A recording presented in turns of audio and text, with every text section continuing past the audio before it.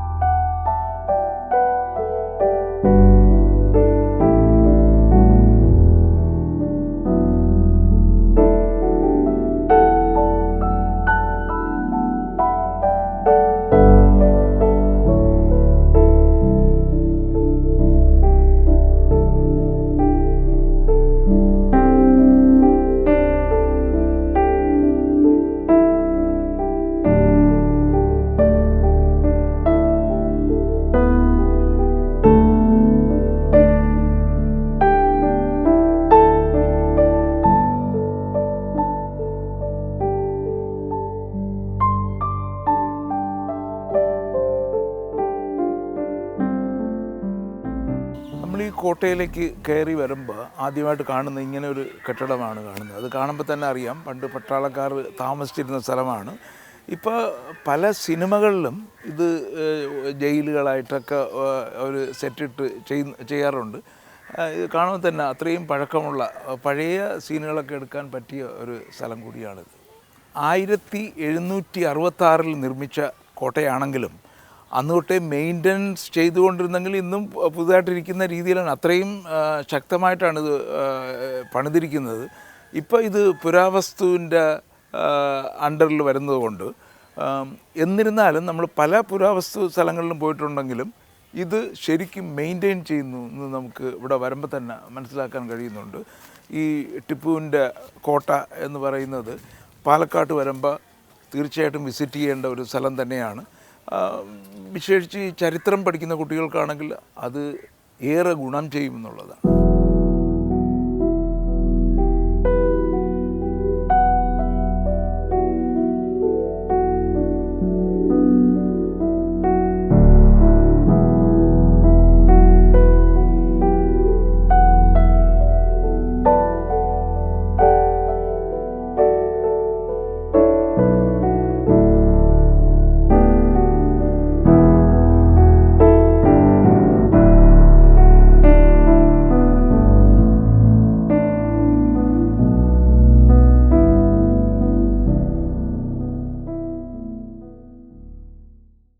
നമുക്ക് ഈ മരങ്ങളെല്ലാം നോക്കിയാൽ തന്നെ മനസ്സിലാകും ഇതിനെല്ലാം 100 കണക്കിന് വർഷത്തെ പഴക്കമുണ്ടെന്നുള്ളതും. ഈ ഒരു ബിൽഡിംഗ് എന്ന് പറഞ്ഞാൽ അന്ന് ഇതിൻ്റെ ക്യാമ്പ് ഓഫീസർ താമസിച്ചിരുന്ന സ്ഥലമാണെന്ന് അവിടെ എഴുതി വെച്ചിട്ടുണ്ട്. അന്നത്തെ പട്ടാളത്തിൻ്റെ മെയിൻ ആൾക്കാർ താമസിച്ചിരുന്ന സ്ഥലമാണ് ഈ കാണുന്നത്. സാധാരണ കോട്ടകളെന്നൊക്കെ പറയുമ്പോൾ കടലിനടുത്തോട്ടാണ് വരുന്നത്. കടലിനെ ഫേസ് ചെയ്തിട്ടൊക്കെയാണ് കോട്ടകൾ വരുന്നത്. പക്ഷേ പാലക്കാട് കടലില്ലല്ലോ. അതുകൊണ്ടും എന്നിരുന്നാലും നമുക്കിവിടെ കാണാം ഇതിപ്പോൾ പീരങ്കികൾ വയ്ക്കാനുള്ള സ്ഥലങ്ങൾ ഈ നാലുചുറ്റാകെയും കാണാം. ഈ അന്നൊക്കെ എത്ര രാജാവെന്ന് പറഞ്ഞാലും എന്നും യുദ്ധഭീഷണിയാണല്ലോ. മറ്റ് രാജാക്കന്മാരിൽ നിന്നും അധിനിവേശക്കാരിൽ നിന്നും എല്ലാം ഇങ്ങനെ ഭീഷണി വന്നുകൊണ്ടേയിരിക്കും. അതുകൊണ്ടാവാം ഈ നാല് ചുറ്റാകെയും ഉള്ള ഈ ട്രഞ്ച് ഉണ്ടല്ലോ, അത് വളരെ വിശാലമാണ്. അത് കടന്നിപ്പുറത്ത് വരിക എന്ന് പറയുന്നത് കുറച്ച് ശ്രമകരമായ ജോലിയാണ്.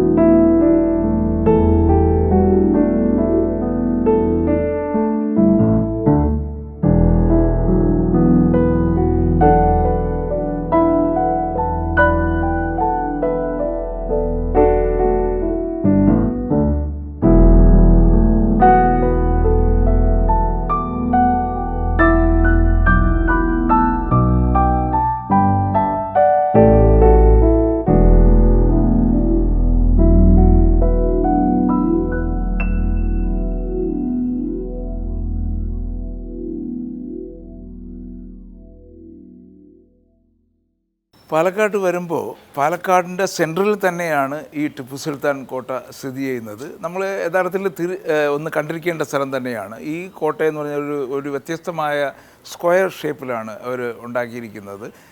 എന്നിരുന്നാലും നാല് ചുറ്റാകെയും ഒരു വളരെ വിസ്തൃതമായ കിടങ്ങുകളുണ്ട്. അതാണ് ഈ കോട്ടയെ മറ്റ് കോട്ടകളിൽ നിന്നും വ്യത്യസ്തമാക്കുന്നത്. അത് ഇന്നും അവർ മെയിൻറ്റെയിൻ ചെയ്ത് അതിൽ ഇപ്പോഴും വെള്ളമെല്ലാം ഉണ്ട്, ക്ലീനായിട്ട് സൂക്ഷിച്ചിട്ടുണ്ട്. അതുകൊണ്ട് ഇതൊരു ശരിക്കും ഒരു ടൂറിസ്റ്റ് അട്രാക്ഷൻ തന്നെയാണ്.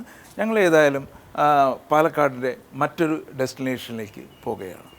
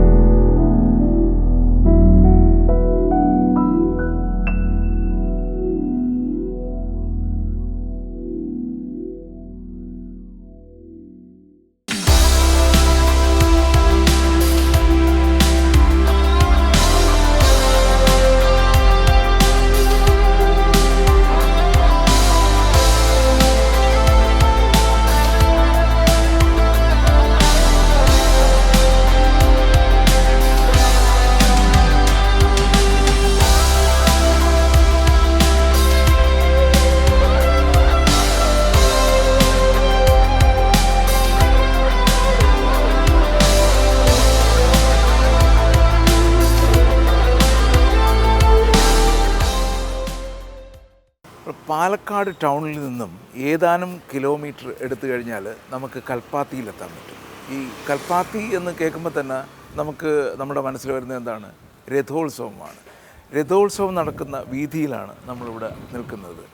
ഈ കൽപ്പാത്തി ഗ്രാമത്തിന് ധാരാളം പ്രത്യേകതകളുണ്ട്. ഈ കൽപ്പാത്തി ഗ്രാമമാണ് ആദ്യമായിട്ട് കേരളത്തിലെ ഹെറിറ്റേജ് ഗ്രാമമായിട്ട് ഡിക്ലെയർ ചെയ്തിട്ടുള്ളത്. നമ്മളിവിടെ കാണുന്നതെല്ലാം ഈ അഗ്രഹാരങ്ങളാണ്.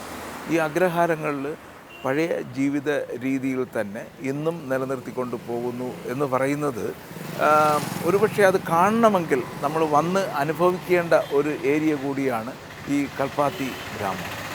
ധാരാളം സിനിമകളിൽ ഈ അഗ്രഹാരങ്ങൾ എടുത്തിട്ടുണ്ട് എന്ന് നമുക്ക് കാണാൻ കഴിയും. നമുക്ക് ഈ സ്ട്രീറ്റിലൂടെ നടക്കുമ്പോൾ തന്നെ കാണാം ഈ പഴമ അതേപോലെ നിലനിർത്തിയിരിക്കുന്നു.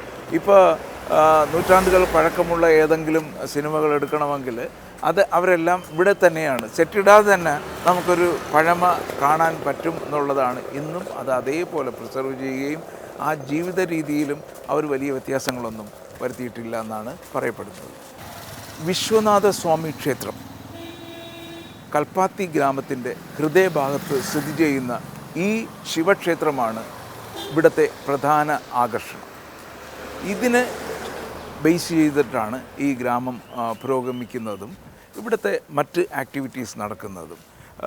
ഈ ശിവക്ഷേത്രത്തിൽ നടക്കുന്ന രഥോത്സവം ഇവിടെ നിന്നാണ് ഈ വീതിയിലൂടെയാണ് മുന്നേറുന്നത്. അത് എല്ലാ വർഷവും ലോക പ്രശസ്തമായ ഒരു രഥോത്സവമാണ് കൽപ്പാത്തി രഥോത്സവം. ഈ കൽപ്പാത്തിയുടെ രഥോത്സവം എന്ന് പറഞ്ഞല്ലോ, ഇവിടെ ഉത്സവം നടക്കുന്നത് നവംബർ മാസത്തിലാണ്. നവംബർ മാസത്തിലെ 10 ദിവസമാണ് ഇവിടുത്തെ ഉത്സവം നടക്കുന്നത്. ഈ 10ാമത്തെ ദിവസം വിശ്വനാഥ സ്വാമി രഥത്തിനോടൊപ്പം ഈ പരിസര പ്രദേശങ്ങളിലുള്ള അമ്പലങ്ങളിലെ രഥങ്ങളും കൂടിച്ചേരുന്നു എന്നുള്ളതാണ് മറ്റൊരു വലിയ പ്രത്യേകത.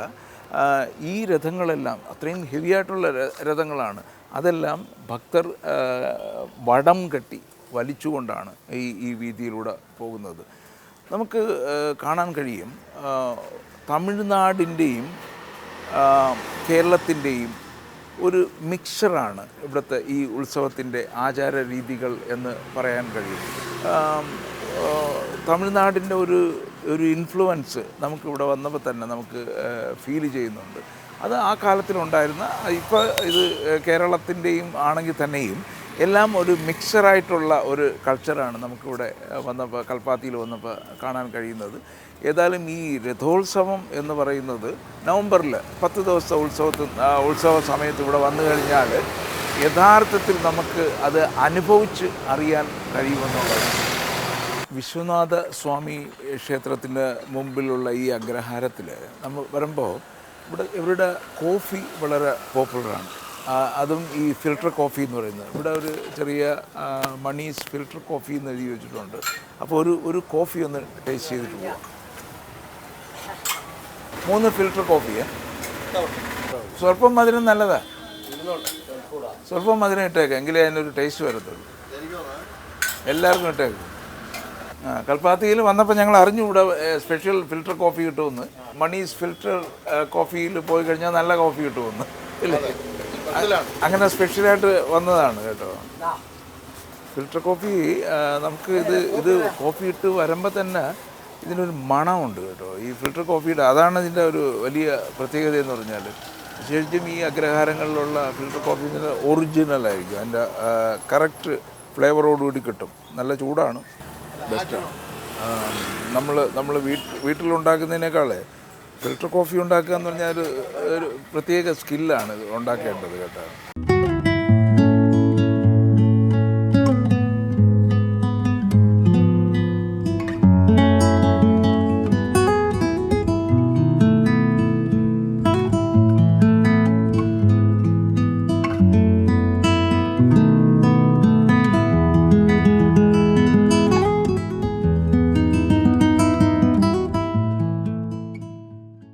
കൽപ്പാത്തി ഉണ്ടായ കാലം മുതലുണ്ടായിരുന്ന ഒരു കുടുംബ പരമ്പരയെ കാണാൻ കഴിഞ്ഞു. നമസ്കാരം സ്വാമി. എന്താ പേരെന്താ? എൻ്റെ പേര് ശിവരാമകൃഷ്ണൻ. ഓക്കെ. അപ്പോൾ ഈ കൽപ്പാത്തി ഇവിടെ ഗുരുസ്വാമി പറഞ്ഞാലേ അറിയുള്ളൂ. കൽപ്പാത്തിയിൽ ഗുരുസ്വാമി പറഞ്ഞാലേ അറിയുള്ളൂ. ഓക്കെ. അപ്പോൾ ഇവിടെ ഞങ്ങൾ കന്യാകുമാരി മുതൽ കാസർഗോഡ് വരെയുള്ള ഇങ്ങനെയുള്ള പ്രത്യേക സ്ഥലങ്ങൾ വിസിറ്റ് ചെയ്ത് പോകുന്ന ഒരു ടൂറിലാണ്. അപ്പോൾ ഈ കൽപ്പാത്തിയെക്കുറിച്ച് നമുക്ക് എന്താണ് നാട്ടുകാർക്ക് അറിയാനുള്ളത്? ഇതൊരു ഹെറിറ്റേജ് വില്ലേജാണ്. പിന്നെ ഇത് നമുക്ക് ഇവിടെ പണ്ട് നാട്ടുരാജാക്കന്മാരാണ് ഭരിച്ചുകൊണ്ടിരുന്നത് ഇവിടെ. അപ്പോൾ ഇവിടെ പൂജയ്ക്കൊന്നും ആളില്ല പറഞ്ഞപ്പോൾ ഞങ്ങൾ ബേസിക്കിൻ തഞ്ചാവൂരാണ്. അപ്പോൾ ഒരു 600 വർഷം 700 വർഷം മുമ്പ് ഞങ്ങളൊക്കെ കൊണ്ടുവന്നതാണ് പൂജയ്ക്ക് വേണ്ടിയിട്ട്. ഒരു 4 ഫാമിലി. അങ്ങനെ ഇത് ഡെവലപ്പായത് ഇങ്ങനെ ആയതാണ്. ഈ രഥോത്സവം പറഞ്ഞത് എല്ലാ മാസവും നവംബർ 7 കൊടി കയറും. 13, 14, 15 ഉത്സവം നടക്കാം 3 ദിവസം. ചിലപ്പോൾ അങ്ങോട്ടും മാറും. 8-ാം തീയതി കൊടിയേറി 14, 15, 16 നമ്മുടെ ഡേറ്റ് അനുസരിച്ച് മാറും. പിന്നെ ഈ അമ്പലത്തിൻ്റെ ഐതിഹ്യം പറഞ്ഞാൽ ഇത് വന്നിട്ട് കാശിയിൽ ഒരു മുത്തച്ഛി കുളിക്കാൻ പോയിട്ടുണ്ടായിരുന്നു, തൊഴാനൊക്കെ പോയിട്ടുണ്ടായിരുന്നു. അപ്പോൾ അവിടേക്ക് പോയപ്പോൾ ഒരു ലിംഗം കൊണ്ടുവന്ന് ഈ അമ്പലക്കുണ്ട് പറയും ഇതിൻ്റെ പേര്, ശിവൻകോവിൽ, കാശിൽപ്പാതി കൽപ്പാത്തി. ഇവിടെ കൊണ്ട് വെച്ചിട്ട് കുളിക്കാൻ പോയി. കുളിച്ച് വന്ന ശേഷം ആ വിഗ്രഹം എടുക്കുമ്പോൾ കിട്ടില്ല അവിടെ. അപ്പോൾ മാമിക്ക് വിഷമമായിട്ട്, ഒരു ബ്രാഹ്മണ സ്ത്രീയാണ് അവർ രാജാവിനെ കണ്ട് ബോധിപ്പിച്ചു, ഇങ്ങനെയാണ് ഈ ശിവം എടുക്കാൻ പറ്റില്ല, അപ്പോൾ ഇതിന് വേണ്ട സ്ഥലമൊക്കെ വേണം പറഞ്ഞപ്പോൾ ഇവിടെയുള്ള രാജാക്കന്മാർ ഏക്കർ കണക്കിൽ 2000-3000 ഏക്കർ അമ്പലത്തിക്ക് വേണ്ടി എഴുതി കൊടുത്ത് അമ്പലവും കെട്ടിക്കൊടുത്തു രാജാവ്. ഇന്നും ആ സ്ത്രീക്ക് ഇവിടെ ശ്രാദ്ധം കഴിക്കാറുണ്ട്. എല്ലാ കൊല്ലവും ആ ദിവസത്തിൽ ആ സ്ത്രീ മരിച്ചു അവർക്ക് ശ്രാദ്ധം കഴിക്കാറുണ്ട് അമ്പലത്തിൽ ഉണ്ട്. അപ്പോൾ ഒരുപാട് സ്വത്തുണ്ടായിരുന്ന അമ്പലമാണ്. അതൊക്കെ ഇപ്പോൾ അറിയാമല്ലോ, നമ്മൾ പറയേണ്ട ആവശ്യമില്ലല്ലോ. അതൊക്കെ പോയി അങ്ങനെ. ഇപ്പോൾ അമ്പലത്തിൽ കാശിൽപ്പാതി കൽപ്പാത്തിയാണ് ഇത്. ഓ അത് ശരി. ഇത് വളരെ പുരാതന അമ്പലം. ഇവിടെ 4 ഗ്രാമങ്ങളുണ്ട്. ഇത് മന്തക്കര മഹാഗണപതി അമ്പലം നേരെ, അപ്പുറത്ത് പ്രസന്ന ഗണപതി മണ്ഡപം ചാത്തപ്പുര, പിന്നെ ലക്ഷ്മി നാരായണ പെരുമാൾ കോവിൽ പുഴയിൽപ്പാത്തി. ഇത് 4ആണ് ഫേമസ്. പിന്നെ അപ്പുറത്ത് ഗോവിന്ദരാജപുരം, ചൊക്കനാഥപുരം, ഇതൊക്കെ ഇതിനോട് ബേസിക് ചെയ്തുള്ളതാണ് ഈ അമ്പലങ്ങളൊക്കെ. അപ്പോൾ ഈ രഥം വരുമ്പോൾ ഈ അമ്പലങ്ങളിൽ നിന്ന് എല്ലാം വരും. മെയിൻ അമ്പലം കുണ്ടമ്പലം, ഇവിടെ 3 രഥമുണ്ട്. ബാക്കിയുള്ള ഈ 3 അമ്പലത്തിൽ നിന്ന് വരെ അങ്ങനെ 6 രഥമാണ് വരിക. ഓക്കെ. അപ്പോൾ ഈ സ്ട്രീറ്റിലൂടെയാണ് എല്ലാ സ്ട്രീറ്റിലും പോകും, 4 സ്ട്രീറ്റിലും പോകും. ഓ എല്ലായിടത്തും പോകും, എല്ലാ സ്ഥലവും പോകും. അപ്പോൾ അന്നെന്ന് പറഞ്ഞാൽ ഇത് അത്രയും ഹെവി ആയിട്ടുള്ളല്ലേ? ഹെവി ആയിട്ടാണ്. അതൊക്കെ ആനതള്ളും, ജനങ്ങൾ വരിക്കും, ലക്ഷോപലക്ഷം ജനങ്ങളുണ്ടാവും. ഓൾ ഓഫ് ദ വേൾഡിൽ നിന്ന് ആൾ വരും. പിന്നെ ഗ്രാമത്തിലുണ്ടാവുമല്ലോ അവരൊക്കെ, എവിടെ ഉണ്ടെങ്കിലും ആ സമയത്ത് വരും. ആ സമയത്ത് ഇവിടെ എത്തും. ലീവായിട്ട് നവംബറിൽ ലീവ് എടുക്കുള്ളൂ. എന്തായാലും അപ്പോൾ അവിടെ വരും. വരാണ്ടിരിക്കില്ല. അപ്പോൾ ഈ തഞ്ചാവൂരിൽ നിന്ന് വന്നെന്ന് പറയുന്നല്ലോ, അപ്പോൾ ഈ തഞ്ചാവൂരിൽ ഇപ്പോഴും ഇതിന്റെ പരമ്പരകൾ ഉണ്ടാവുമല്ലോ? ഉണ്ട്, ഇപ്പോഴും ഉണ്ട്, ധാരാളം ഉണ്ട്. ഞങ്ങളൊക്കെ അറിയില്ല, 600-700 കൊല്ലം മുമ്പല്ലേ, നമുക്കൊന്നും അത് അറിയില്ല. നമുക്ക് മാക്സിമം വന്നാൽ ഒരു 4 ജനറേഷൻ അറിയാം, അത്രേ ഉള്ളൂ. ഓക്കെ. അന്ന് വന്നതല്ലേ. ഏതായാലും ഈ അമ്പലത്തിന്റെ പ്രശസ്തി അനുദിനം വർദ്ധിച്ചുകൊണ്ടിരിക്കുകയാണ്. അത് മെയിൻ അതിന് കാരണം മീഡിയാസാണ്. മീഡിയ ഇല്ലെങ്കിൽ ഒന്നുമില്ലല്ലോ. മീഡിയാസാണ് മെയിൻ. നാനാഭാഗത്ത് അറിയുമല്ലോ. നമ്മളിവിടെ ഇരുന്നാൽ നമ്മൾ ലെറ്ററൊക്കെ ഇത് അറിയിക്കില്ല. മീഡിയാസ് അറിയുമ്പോഴാണ് ഫുൾ റഷായി ഇവിടെ. അപ്പോൾ നവംബർ ആ സമയത്ത് ഇവിടെ അത്രയും വണ്ടിയൊക്കെ 2 കിലോമീറ്റർ ബാക്കിലെ ബ്ലോക്ക് ചെയ്യും. നടന്നു വരണം, ഒരു രക്ഷയുമില്ല. ഓക്കെ. ഏതായാലും വളരെ സന്തോഷമായി. വരൂ, എന്തായാലും വരൂ, നമ്പറായ വരൂ, കാണാമല്ലോ. തീർച്ചയായിട്ടും നമ്മൾ വേണ്ട സൗകര്യമൊക്കെ ചെയ്തു തരാം. വരൂ. Thank you. Okay, welcome. Thank you.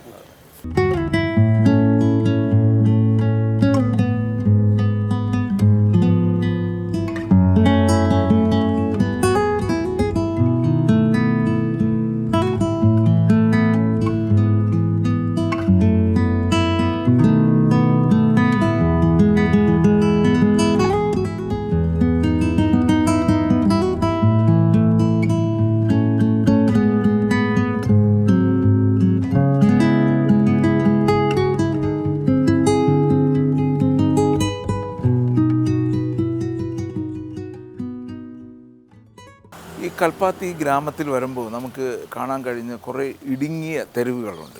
ഇടുങ്ങിയ തെരുവുകളും ഈ പഴയ രീതിയിലുള്ള വീടുകളും ഈ ഓടിട്ട ഒരു ശൈലിയാണ്. അത് ഇപ്പോഴും ആ പഴമ അതേപോലെ നിലനിർത്തുന്നുള്ളത്. നമുക്കൊരു വേണമെങ്കിലൊരു 100-200 വർഷത്തെ ബാക്കിലേക്ക് പോയി കഴിഞ്ഞാൽ ഇത്തരത്തിലുള്ള വീടുകളാണല്ലോ ഉള്ളത്. അതെല്ലാം ഇന്നും പ്രിസർവ് ചെയ്തുകൊണ്ട് അതേ ജീവിത രീതിയിലുള്ള കുറച്ചൊരു മോഡേൺ ശൈലി സ്വീകരിച്ചിട്ടുള്ള ജീവിതവും, പക്ഷേ അവരുടെ ആചാരങ്ങൾക്കും അനുഷ്ഠാനങ്ങൾക്കും ഒരു വ്യത്യാസവും വന്നിട്ടില്ല. അതുകൊണ്ട് തന്നെയാണ് ഇന്നും ഇത് കേരളത്തിൻ്റെ ഹെറിറ്റേജ് ഗ്രാമമായി നിലനിൽക്കുന്നത്.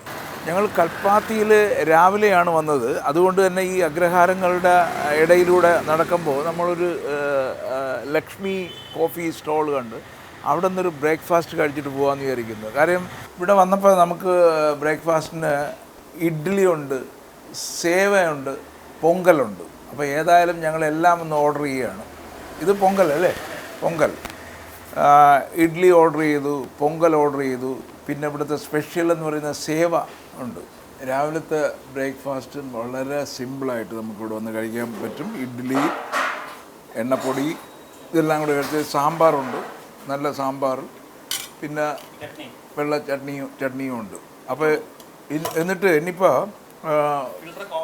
ഫിൽറ്റർ കോഫിയും വരട്ടെ കേട്ടോ. ഇതിൻ്റെ കൂടെ ഒരു ഫിൽറ്റർ കോഫിയും കൂടെ കഴിച്ചാൽ രാവിലത്തെ ബ്രേക്ക്ഫാസ്റ്റ് കുശാലായി. ഈ ഇഡ്ഡലിയെക്കുറിച്ച് പറയുകയാണെങ്കിൽ നല്ല പൂ പോലെ ഇരിക്കുന്നു. ഇവിടെ ആട്ടി അവരുണ്ടാക്കിയ, വീട്ടിൽ തന്നെ അവർ സ്വന്തമായിട്ട് ചെയ്യുന്നതാണ്. എല്ലാം അത്രയും ടേസ്റ്റി ആയിട്ട് കഴിക്കാൻ പറ്റും. പിന്നെ ഉള്ള പൊങ്കലിൻ്റെ കൂടെ കുറച്ച് സാമ്പാർ ചട്നി എടുത്ത് പുട്ടിൻ്റെ കൂടെയും സാമ്പാർ ചട്നി. ഈ പൊടി ഇഡ്ഡലിയുടെ കൂടെ കൊള്ളാം. എല്ലാം വെരി നൈസ് ആയിരിക്കും. രാവിലെ ഇവിടെ വന്നു കഴിഞ്ഞാൽ നമ്മൾ ഹോംലി ബ്രേക്ക്ഫാസ്റ്റ് കഴിക്കാം. ഏതായാലും വളരെ സന്തോഷം. ബ്രേക്ക്ഫാസ്റ്റ് വളരെ നന്നായിരുന്നു. എന്താ പേരെന്താ? ഓ, എത്ര നാളായി ഇത് തുടങ്ങിയിട്ട്? 120 വർഷമായി. നല്ല ഇഡ്ഡലിയൊക്കെ നല്ല രസമായിരുന്നു. പ്രത്യേകിച്ച് പറയുകയാണെങ്കിൽ ആ വെള്ള ചമ്മന്തിയിൽ ചെറിയ എന്തോ മുളക് ചേർത്തിട്ടുണ്ടെന്ന് തോന്നുന്നു, പച്ചമുളക്. അതാണ്. അത് ആരും അങ്ങനെ ചേർക്കത്തില്ലെന്ന് തോന്നുന്നു അല്ലേ? നല്ല പച്ചമുളക് ചേർത്തിട്ടുണ്ട്. അപ്പോൾ അതിൻ്റേതായ ഒരു ടേസ്റ്റ്, ഒരു പ്രത്യേക ടേസ്റ്റ് ഉണ്ടായിരുന്നു. പിന്നെ ഫിൽറ്റർ കോഫി എല്ലാം നല്ലതായിരുന്നു. അപ്പോൾ 120 വർഷമായിട്ട് തലമുറകളായിട്ട് ഞങ്ങൾ മൂന്നാമത്തെ തലമുറ. മൂന്നാമത്തെ തലമുറയാണ്. അപ്പോൾ ഇത് ഒരു കാര്യം മനസ്സിലായത്, നമ്മളൊരു ഫുഡ് കൊടുക്കുമ്പോൾ നമ്മൾ എൻജോയ് ചെയ്ത് കൊടുക്കണം. സത്യം അതാണല്ലോ, അത് താങ്കൾ കാണുന്നുണ്ട്. അതാണ് രസം. വെറുതെ മാം ദൂഷിച്ചിട്ട് കൊടുത്തിട്ട് കാര്യമില്ല. ഇല്ല ഇല്ല ഇല്ല, കഴിക്കുന്ന ആൾ സന്തോഷമായിട്ട് കഴിക്കണം, കൊടുക്കുന്ന ആൾ സന്തോഷമായിട്ട് കൊടുക്കുന്ന ആൾ സന്തോഷമായിട്ട് കൊടുക്കുകയും വേണം. അതാണ് അല്ലേ? രസം. നമുക്ക് പലപ്പോഴും ഒരു ചായ എടുത്ത് കൊടുക്കുന്നതിലും ഉണ്ട് ഒരു കാര്യം, കുടിക്കുന്ന ആൾ എന്ത് വിചാരിക്കും? സന്തോഷത്തോട് കുടിക്കും. കുടിക്കും. ആ ഒരു ഫീലിംഗ് ഏതായാലും ഇവിടെ വന്നപ്പോൾ കിട്ടി എന്ന് പറയുന്നതിൽ വളരെ സന്തോഷമുണ്ട്. രാവിലെ വളരെ നല്ലൊരു ബ്രേക്ക്ഫാസ്റ്റാണ് കഴിച്ചത്. പറഞ്ഞല്ലോ 120 വർഷം പഴക്കമുള്ള ഒരു സ്ഥലമാണെന്ന് പറഞ്ഞു. അതിൻ്റെ പ്രത്യേകത എന്ന് പറഞ്ഞാൽ ഒരാളിന് ആഹാരം കൊടുക്കുന്നതിലും ഒരു സുഖം ഉണ്ടാവണം, എങ്കിൽ മാത്രമേ അത് ആസ്വദിച്ച് കഴിക്കാൻ പറ്റത്തുള്ളൂ. ഞങ്ങൾ ശരിക്കും ആസ്വദിച്ച് ഒരു ബ്രേക്ക്ഫാസ്റ്റ് കഴിച്ചു.